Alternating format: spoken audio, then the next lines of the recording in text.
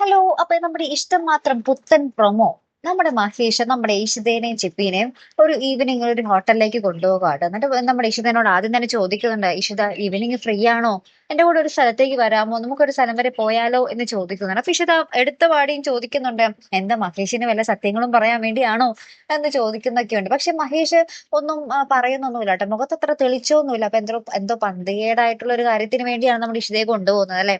അപ്പൊ എന്തായാലും ഇഷിതയും നമ്മുടെ ചിപ്പിമോളും ഭയങ്കര ഹാപ്പി ആട്ടോ, നമ്മുടെ മഹേഷ് വിളിച്ചതല്ലേ.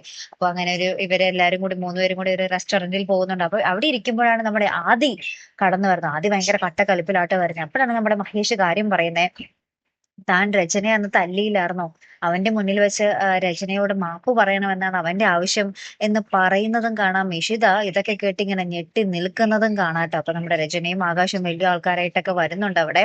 അപ്പൊ ഇനി എന്തായിരിക്കും അവിടെ സംഭവിക്കാൻ പോകുന്നത് അല്ലെ. നമ്മുടെ ആദിമോന്റെ മുന്നിൽ നമ്മൾ ഇഷിത തല കുനിക്കുമോ, നമ്മുടെ രചനയുടെ അടുത്ത് മാപ്പ് പറയുമോ ഇല്ലയോ എന്നുള്ള കുറെ ചോദ്യങ്ങളാട്ടോ ഇനി നമുക്ക് ഉള്ളത് അല്ലെ. അപ്പൊ എന്തായാലും കാത്തിരുന്ന് തന്നെ കാണുമ്പോ അടുത്തൊരു വീഡിയോ വരുന്നത് വരയ്ക്കും. Good bye.